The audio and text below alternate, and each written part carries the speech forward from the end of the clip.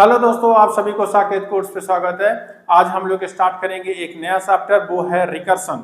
हम लोगों ने पिछले एल्गोरिथम एनालिसिस कवर कर लिया। एल्गोरिथम एनालिसिस पे टोटल 29 वीडियोस हैं। अगर आपने नहीं देखे तो डिस्क्रिप्शन में प्लेलिस्ट का लिंक दे रहे हैं, वहां से आप उनको जाके देख लीजिएगा। जिस प्रकार से एल्गोरिथम एनालिसिस का कंप्लीट कवरेज है, उसी प्रकार से रिकर्शन का भी कंप्लीट कवरेज होगा और आने वाले टॉपिक का भी कंप्लीट कवरेज होगा। तो इस कोर्स के साथ आप बने रहिए। इसलिए आगे बढ़ने से पहले हम कहेंगे आप हमारे चैनल को लाइक और सब्सक्राइब जरूर कर लीजिए, ताकि कोई भी नया वीडियो आपको मिलता रहे। ठीक है, तो आगे बढ़ते हैं हम लोग आज के टॉपिक की तरफ, जो कि है रिकर्सन। रिकर्सन पहले क्या है? रिकर्सन एक तरीका है प्रॉब्लम को सोल्व करने का या प्रोग्राम को लिखने का, जिसमें हम सेम फंक्शन को बार बार कॉल करते हैं विथ चेंज इन आर्गुमेंट। और ये फंक्शन तब तक कॉल होता रहता है जब तक कि बेस कंडीशन मीट नहीं हो जाता। जब बेस कंडीशन मीट हो जाता है तब रिकर्सन स्टॉप होता है और उसके बाद बैक ट्रैकिंग शुरू हो जाता है। ठीक है, तो रिकर्सन को हम लोग बढ़िया से समझते हैं। उससे पहले हम लोग समझते हैं कि फंक्शन कॉलिंग होता कैसे है। ठीक है, देखिए यहाँ पे एक एग्जांपल हमने लिया है। ए इंट मेन है ना, मेन फंक्शन है और इसमें ये प्रोग्राम है और इसी के अंदर अगर आप देखिएगा, इसी प्रोग्राम के अंदर ये दो फंक्शन कॉलिंग है, void fun1 void fun2। ठीक है, अब है कि यहां से हम लोग समझेंगे फंक्शन कॉलिंग कैसे होता है। देखिए यहाँ पे क्या है, पहले कंट्रोल किस पे जाएगा? मेन फंक्शन पे ही जाता है। पहले ये cout this is first line, तो आउटपुट कैसा होगा? आउटपुट कुछ ऐसा होगा। पहले यहाँ पे क्या होगा? लिखा जाएगा दिस इज फर्स्ट लाइन, लिखा जाएगा कि नहीं? यही वाला है ना। सबसे पहले यहाँ पे आएगा cout this is first line, output में दिस इज फर्स्ट लाइन। उसके बाद फंक्शन वन, देखिए यहाँ पे fun1 कॉल हो गया। अब जो कंट्रोल है वो fun1 को चला गया। fun1 का यहाँ पे कंट्रोल हो गया। अब ये इसको एग्जीक्यूट, पहले यहाँ पे कंट्रोल किया, यहाँ से फिर यहाँ पे आया और यहाँ पे आया तो पहले क्या लिखाएगा? दिस इज सेकेंड लाइन लिखाएगा ना, सी आउट है ना, तो यहाँ पे क्या लिखाएगा? This is second line. ठीक है, ये वाला। अब फिर यहाँ पे कंट्रोल आएगा। ठीक है, अब ये fun2 को कॉल करेगा तो यहां से कंट्रोल इस फंक्शन को चला जाए और यहां पे फिर क्या लिखाएगा? This is third line, this is third line, this is third line. उसके बाद फिर यहां पे फंक्शन इंड हो गया, कंट्रोल फिर यहां पे गया, यहां पे फंक्शन इंड हो गया, कंट्रोल यहां पे गया। ठीक, फिर यहां से कंट्रोल कहां पे जाएगा? जब ये एग्जीक्यूट हो गया तो फिर नीचे आएगा और लिखाएगा क्या? This is last line, this is last line. तो ये आउटपुट हो गया। आप फंक्शन कॉलिंग यहां से समझिए कि कैसे, जैसे ही फंक्शन कॉल होता है कंट्रोल कॉल्ड फंक्शन को जाता, फिर यहाँ पे कंट्रोल कॉल्ड फंक्शन को गया और जब फंक्शन एग्जीक्यूट हो जाता है पूरा, तो जो कॉलिंग फंक्शन है उसको कंट्रोल वापस चला जाता है। जैसे fun2 जब एग्जीक्यूट हो गया तो कॉलिंग फंक्शन कौन था? ये, इसको वापस चला गया। फिर ये पूरा एग्जीक्यूट हो गया तो इसको कंट्रोल वापस चला गया और यहां से फिर क्या चला जाएगा? मेन को। तो इस प्रकार से ये फंक्शन कॉलिंग हुआ। ठीक है, तो आउटपुट ये हो जाएगा। ठीक है, तो आइए समझते हैं रिकर्सन को अच्छे से। देखिए हमने एक फंक्शन लिया है, इसमें फंक्शन फन है जिसमें आर्गुमेंट इंट n है। सी आउट हम लोग जो लिख रहे हैं वो है न्यून, 4 लेटर का है, n e है ना, o n। ठीक है, और यहाँ पे फिर फंक्शन n को कॉल कर रहे हैं। फंक्शन में आर्गुमेंट कितना है? n। अब देखिए जिसको ये फंक्शन है, कोई भी फंक्शन को कॉल करेंगे तो सबसे पहले वो मेन फंक्शन में कंट्रोल जाएगा। कोई भी प्रोग्राम होगा तो मेन फंक्शन में कंट्रोल जाएगा। तो कंट्रोल किस में जाएगा? इसमें। ये क्या कॉल किया? fun5 है ना, fun with 5 है ना। 5 क्या है? इनपुट है। अब यहाँ पे 5 आया, शुरू में क्या किया? सी आउट न्यून, फिर fun5 कॉल हो जाएगा, सी आउट क्या करेगा? न्यून, फिर क्या हो जाएगा? fun5 कॉल करेगा, सी आउट क्या हो जाएगा? न्यून, फिर क्या होगा? फिर 5 कॉल होगा, सी आउट हो जाएगा न्यून। ये कब तक चलता है? इनफाइनाइट टाइम्स, या तब तक जब तक मेमोरी फुल नहीं हो जाता तब तक चलता है। इसी में एक एरर, जो एरर होता है जब मेमोरी फुल हो जाता है, एक एरर होता है C++ में, उसको बोलते हैं सेगमेंटेशन फॉल्ट। सेगमेंटेशन फॉल्ट है ना, सेगमेंटेशन फॉल्ट। और यही अगर जावा में लिखते तो जो एरर आता वो आता स्टैक ओवरफ्लो, कहने का मतलब स्टैक भर गया। ठीक है, तो ये क्या है, कंट्रोल्ड रिकर्सन नहीं है, तो इसका कोई इस्तेमाल भी नहीं है क्योंकि यहाँ कंट्रोल ही नहीं है। इनफाइनाइट लूप चलेगा, है ना, या तब तक चलेगा जब तक मेमोरी फुल नहीं हो जाएगा। तो ये कंट्रोल्ड नहीं है। इसी रिकर्सन को कंट्रोल्ड करने के लिए हम लोग इस्तेमाल करते हैं बेस केस का। यहाँ पे जब भी रिकर्सन होता है तो सेम फंक्शन कॉल होता है with some change in argument. क्या यहाँ पे चेंज इन आर्गुमेंट हो रहा है? नहीं हो रहा। और बेस केस का भी होना जरूरी है। तो इस फंक्शन की ओर बढ़िए। इसमें देखिए हम लोगों ने लिखा है कि n अगर 0 के बराबर हो जाता है तो रिटर्न हो जाइए। तो ये क्या है? इसको कहते हैं बेस केस। अभी देखेंगे कि इसको देने से क्या हो जाता है। इसको कहते हैं बेस केस। और यहाँ पे देखिए कि फंक्शन को हम लोग आर्गुमेंट को चेंज कर रहे हैं। n को n-1, फिर n-2, फिर n-3, समझे? आगे देखिए यहाँ भी सबसे पहले कर्सर क्या आ जाएगा, कंट्रोल कहाँ जाएगा, मेन फंक्शन को। किसको कॉल करेगा? fun5 को। ठीक, fun5 को करेगा। अब देखिए कैसे जाएगा। सबसे पहले fun5 कॉल होगा, 5 यहाँ जाएगा, 5 इज इक्वल टू 0 नहीं है 0 के बराबर, तो क्या सी आउट में हो जाएगा न्यून, है ना, सिंपल लिखेगा न्यून। और उसके बाद कौन सा फंक्शन कॉल होगा? 4, 5 - 1 4, fun4 यहाँ पे जाएगा, 4 इज इक्वल टू 0 नहीं, तो फिर क्या होगा, न्यून, ये न्यून। फिर 4 - 1 कितना होगा? 3 कॉल होगा, 3 इज इक्वल टू 0 नहीं, तो फिर होगा न्यून, है ना, 3। अब 3 - 1 2, तो यहाँ पे 2 जाएगा, तो 2 0 के बराबर है नहीं, तो ये कितना होगा, न्यून लिखाएगा। फिर 2 - 1 कॉल होगा और 1 0 के बराबर है क्या, नहीं है, तो ये वाला कंडीशन नहीं एग्जीक्यूट होगा। फिर लिखाएगा यहाँ पे न्यून, और फिर 1 - 1 0 हो जाएगा, और यहाँ पे 0 जाएगा, तो ये वाला कंडीशन मीट हो जाएगा। ये वाला जब कंडीशन मीट हो जाएगा तो रिटर्न हो जाएगा। मतलब अब जो है कंट्रोल वापस कॉलिंग फंक्शन को मिल गया। देखिए कैसे कॉलिंग फंक्शन, ये हमने देखा न्यून कितनी टाइम्स लिखा है, 5 टाइम्स। अब देखिए कि कंट्रोल कैसे, सबसे पहले fun5 हुआ, fun5 यहां से आया, फिर fun4 कॉल हुआ। fun5 किसको कॉल किया? fun4 को। फिर fun4 किसको कॉल किया? 4 - 1 fun3 को किया ना। फिर fun3 किसको कॉल किया? fun2 को। fun2 किसको कॉल किया? fun1 को। और fun1 जो है 1 - 1, जब fun1 कॉल हुआ तो 1 - 1 0, मतलब fun0 कॉल हुआ, और वहां पे क्या हो गया, रिटर्न हो गया। तो fun0 को रिटर्न मिल गया। अब जब fun0 को रिटर्न मिल गया तो fun0 किसको रिटर्न करेगा? 1 को, फंक्शन 1 को नहीं करेगा। जैसे जब यहाँ पे fun1 कॉल हुआ तो ये पूरा एग्जीक्यूट हुआ, यहाँ पे कितना आया था, fun0, इसको वैल्यू मिल गया, तो रिटर्न तो किया fun1 को ही ना। उसी प्रकार से fun1 किसको रिटर्न करेगा? fun2 को। fun2 किसको करेगा? fun3 को। fun3 किसको करेगा? fun4 को। fun4 किसको करेगा? fun5 को।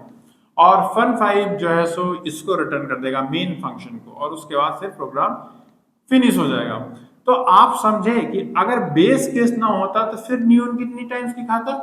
Infinite times. अगर मान लिया आप इसको नहीं भी देते, मान लिया कि आप इसको 1 मिनट के लिए मान लीजिए कि डिलीट कर दीजिए, ठीक है, अब डिलीट भी कर दीजिएगा, n5 से कॉल कीजिएगा, तो 4 3 2 1 0 -1 -2 -3 -4 चलता जाएगा। आपका रिकर्सन कहीं स्टॉप ही नहीं होगा, आपका रिकर्सन फिर इनफाइनाइट चला जाएगा या मेमोरी फुल तक चलता रहेगा। तो ये बेस केस रहने के कारण क्या हुआ कि जैसे ही n0 हुआ रिकर्सन स्टॉप हो गया, उसके बाद रिकर्सन बैक ट्रैक करने लगा, मतलब रिकर्सन जो है सो अनबाइंड करने लगा। ठीक है, तो ये बेस केस का महत्व है। तो बेस केस का होना जरूरी है, और स्लाइड चेंज इन आर्गुमेंट या चेंज इन आर्गुमेंट का भी होना जरूरी है। ठीक है, तो आइए लेते हैं कुछ और एग्जांपल्स। ठीक है, देखिए ये हमने एक एग्जांपल्स लिया है। ये दोनों एग्जांपल्स हमने इसलिए लिया ताकि आप रिकर्सन को अच्छे से समझें। यहाँ पे क्या हो रहा है कि ये एक फंक्शन है, अगर n ए बेस केस है ना, n इज इक्वल टू 0 तो रिटर्न, फिर सी आउट n, है ना, और ये इन लाइन का स्टेटमेंट है, और फिर फंक्शन कॉल हो रहा है विद n-1। तो अगर मेन फंक्शन है, कंट्रोल यहाँ पे जाएगा, fun5 कॉल होगा। ठीक, देखते हैं इस समझने का तरीका है कि फंक्शन को हम लोग कैसे समझे। उसके लिए हमने एग्जांपल लिया, अगर n5 लिएगा तो 5 क्या 0 के बराबर नहीं, तो सी आउट कितना हो जाएगा, 5 हो जाएगा। इंडेल मतलब यहाँ पे लाइन खत्म हो जाएगा, अब जो भी प्रिंट होगा यहाँ पे होगा। फिर फंक्शन कितना कॉल कर रहा है, फिर फंक्शन कितना कॉल कर रहा है, 5 - 1 4, 4 0 के बराबर है नहीं, तो 4 क्या होगा, सी आउट 4 प्रिंट हो जाएगा, फिर इंडेल हो जाएगा, मतलब ये लाइन खत्म हो जाएगा, अब यहाँ पे से प्रिंट होगा, फिर 4 - 1 3 कॉल होगा, तो 3 = 0 नहीं, तो सी आउट कितना हो जाएगा 3, फिर 3 - 1 2 हो जाएगा, 2 = 0 नहीं, तो ये कितना हो जाएगा 2, और 2 - 1 1 = 0 नहीं, तो सी आउट कितना हो जाएगा 1। अब 1 - 1 0 हो गया, तो n = 0 रिटर्न, हाँ रिटर्न, तो अब क्या होगा रिटर्न हो जाएगा, मतलब फन 1 जो है यहाँ पे जब फन 1 था यहाँ पे कॉलिंग कितना हुआ था फन 0 को, फन 0 को क्या मिल गया रिटर्न मिल गया, मतलब अब रिटर्न कीजिए, तो फन 0 जब रिटर्न मिल गया तो फन 1 को फन 0 का वैल्यू मिल गया, ठीक है, और उसके बाद फन 1 स्टॉप एग्जीक्यूटिंग, उसके बाद फिर देखिए फिर क्या हुआ था, फन 2 ही तो फन 1 को कॉल किया था, यहाँ पे फन 1 था, तो जब फन 1 को मिल गया एग्जीक्यूट हो गया, तो इसको किसको रिटर्न कर दिया फन 2 को, फिर फन 2 एग्जीक्यूट हो गया फन 3 को, फिर फन 4 को, फिर फन 5 को, और फिर यहाँ पे कंट्रोल है। तो कहने का मतलब क्या है कि हमने पहले n लिखा प्रिंट करवाया, फिर फंक्शन को n-1 से कॉल किया, तो आउटपुट कितना है 5 4 3 2 1 है ना आउटपुट। अब इसी को थोड़ा ऊपर कर देते हैं, एक कॉलिंग को ऊपर कर देते हैं, देखिए यहाँ पे जो है वही सेम है, n = 0 तो रिटर्न, और इसको ऊपर कर दिए फन n-1 को नीचे कर दिए, बस इतना सा देखिए। अब देखिए कैसे चेंज होता है हमारा आउटपुट, यहाँ पर भी मेन फंक्शन में फन 5 को कॉल किए, 5 आया, 5 = 0 नहीं, तो ये तो स्टेटमेंट 5 - 1 4, तो सबसे पहले यहाँ पे क्या होगा फन 5 कॉल होगा, उसके बाद वो कौन सा कॉल करेगा फन 4 को, फन 4, हाँ यहाँ पर तो आएगा ही नहीं, 5 आएगा 5 - 1 फिर यही कॉल हो जाएगा, फिर 4 आएगा 4 - 1 फन 3 होगा ना, फिर 3 आएगा तो 3 - 1 2 फन 2 को कॉल होगा, फिर 2 - 1 फन 1 को कॉल होगा, ये तो आ ही नहीं रहा है, पहले यहीं पे 1 जब फन 1 आएगा तो 1 - 1 फन 0 होगा, तो 0 n = 0 हो जाएगा तो रिटर्न होगा। कहने का मतलब जब 0 हो जाएगा तो फंक्शन 1 को रिटर्न मिल जाएगा वैल्यू। कहने का मतलब जब फन 1 यहाँ पे कॉल किया, जब फन 1 यहाँ पे कॉल किया तो फन 1 0 नहीं, 1 - 1 कितना हुआ फन 0, फन 0 को वैल्यू मिला, तो मतलब ये जो फन 0 है वो अपना वैल्यू पा लिया, मतलब उसको रिटर्न हो गया कंट्रोल। अब जब यहाँ पे कंट्रोल रिटर्न हो गया, अभी क्या है फन 1 है, तो फिर अब सी आउट करेगा, अब ये वाला फिनिश हो गया तो यही ना करेगा, n का वैल्यू भी कितना है 1 - 1 ही तो, n का वैल्यू 1 है तभी तो 1 - 1 है, तो n का वैल्यू 1 है, तो कहने का मतलब जो फन 1 है यहाँ पे क्या प्रिंट आउट होगा, प्रिंट होगा 1, n 1 है, और फिर ये एग्जीक्यूशन खत्म हो जाएगा। जब एग्जीक्यूशन खत्म हो जाएगा तो यहाँ पे कौन कॉल किया था 2 ही तो कॉल हुआ था, जब 2 हुआ था तो 1 को कॉल किया था, तो 2 को वैल्यू मिल गया फन 2 को, जैसे 1 का जब 1 हम लोग कर दिए तो 1 जब एग्जीक्यूशन का खत्म हो गया एग्जीक्यूशन का, तो फिर ये 2 को कंट्रोल वापस चला गया, तो 2 में ये इसको कंट्रोल वापस मिल गया, सी आउट कितना करेगा 2, और जब फिर 2 एग्जीक्यूट हो जाएगा यहाँ पे तो कंट्रोल किसको चला जाएगा 3 को, किसको चला जाएगा 3 को, है ना, 3 माइनस n कितना होगा 3 होगा, तो यहाँ पे प्रिंट आउट कितना होगा 3। कहने का मतलब यहाँ पे कितना प्रिंट आउट होगा, फिर 3 एग्जीक्यूट होगा तो फिर कंट्रोल किसको जाएगा 4 को, तो यहाँ पे 4 - 1 ही तो है, तो ये कितना हो जाएगा 4 प्रिंट आउट हो जाएगा। उसी प्रकार से जब 5 को कंट्रोल वापस आएगा तो 5 - 1 4 हुआ, तो n 5 था, तो ये किस कंट्रोल में चला 5, तो कहने का मतलब आउटपुट कैसा होगा, आउटपुट कैसा होगा 1 2 3 4 5, सबसे पहले ए प्रिंट होगा, उसके बाद ए प्रिंट होगा, उसके बाद ए प्रिंट होगा, उसके बाद ए प्रिंट होगा, उसके बाद ए प्रिंट होगा, देखिए रिवर्स हो गया ऑर्डर कि नहीं, यहाँ पे 5 4 3 2 1 है, यहाँ पे कितना है 1 2 3 4 5, तो क्या किया हम लोगों ने बस इसको पोजीशन चेंज कर दिया, सी आउट को ऊपर लिख दिया, फंक्शन कॉलिंग को नीचे, सी आउट को नीचे और फंक्शन कॉलिंग को ऊपर। तो ये हमने एग्जाम्पल से लिया ताकि आप रिकर्सन को अच्छे से समझ सको, ठीक है। फंक्शन को रिकर्सिव कहते हैं जब ये अपने आप को या तो डायरेक्ट कॉल करता है या तो इनडायरेक्ट कॉल करता है। जैसे इसका मतलब समझिएगा, जैसे फंक्शन फन 1 है, ये कुछ पीस ऑफ कोड है यहाँ पे, है ना। उसके बाद फिर fun1 अपने आप को कॉल कर रहा है, फिर पीस ऑफ कोड है। तो ये जो कॉलिंग है वो डायरेक्ट कॉलिंग है। ये क्या है? डायरेक्ट। तो ये भी क्या है? एक रिकर्सिव है। और ये क्या है? यहाँ पे देखिए fun1 जो है कुछ पीस ऑफ कोड है, कुछ पीस ऑफ कोड है, fun2 को कॉल कर रहा है और fun2 फिर fun1 को कॉल कर रहा है। मतलब fun1 डायरेक्टली अपने आप को नहीं कॉल कर रहा, fun1 पहले fun2 को और फिर fun2 fun1 को कॉल कर रहा है। तो ये क्या हो गया? इनडायरेक्ट कॉलिंग, है ना। ये क्या हो गया? Indirect calling. तो ये दोनों ही केसेस में फंक्शन रिकर्सिव है, बस यहाँ पे क्या है?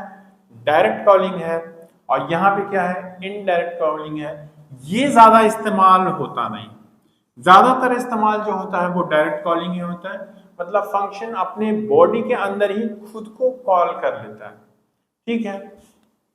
कोई भी प्रॉब्लम जो रिकर्सन से सॉल्व हो सकता है वो आइटरेशन से भी सॉल्व हो सकता है, और जो आइटरेशन से सॉल्व हो सकता है वो रिकर्सन से भी सॉल्व होता है। रिकर्सन के साथ एक ओवरहेड होता है स्टैक मेमोरी का। जब भी रिकर्सिव कॉल्स होते हैं तो जो फंक्शन का स्टेट होता है वो स्टोर होता है एक रिकर्सिव कॉल स्टैक में। कहने का मतलब एक्स्ट्रा मेमोरी लगता है जो कि आइटरेशन में नहीं लगता। तब फिर बात उठती है कि जब ऐसा है कि आइटरेशन में एक्स्ट्रा स्पेस नहीं लगता है तो फिर रिकर्सन से क्यों प्रॉब्लम को सोल्व करना, आइटरेशन से ही सोल्व करते हैं। देखिए बहुत सारे ऐसे प्रॉब्लम है जो इनहेरेंटली रिकर्सिव इन नेचर है। जैसे ट्री है, ट्री का डीएफएस डेप्थ फर्स्ट सर्च अगर आप देखिएगा तो उसमें in order, pre order, post order, ये सब जो ट्रेवर्सल है, ट्री का ट्रेवर्सल, ये इनहेरेंट रिकर्सिव नेचर का है। जैसे टावर ऑफ हैनोई प्रॉब्लम है तो इनहेरेंट रिकर्सिव, इसका रिकर्सिव कोड लिखना बहुत ही आसान है और मतलब ये रिकर्सिव नेचर का है। तो इसलिए रिकर्सन और बहुत सारे एल्गोरिथम टेक्निक जैसे डिवाइड एंड कंकर, बैक ट्रैकिंग, डायनेमिक प्रोग्रामिंग, इन सबों में भी रिकर्सन बहुत ही इनहेरेंट है, बहुत ही बेसिक नेचर में है, ठीक है। इसलिए रिकर्सन का इस्तेमाल यहाँ पे हम लोग करते हैं, ठीक है। तो ये रहा आज का वीडियो, पहला वीडियो है रिकर्सन पे, ठीक है। तो आप लोग अगर वीडियो अच्छा लगता हो तो वीडियो को लाइक कर दीजिएगा, चैनल को सब्सक्राइब करना नहीं भूलिएगा। बहुत बहुत धन्यवाद, थैंक यू।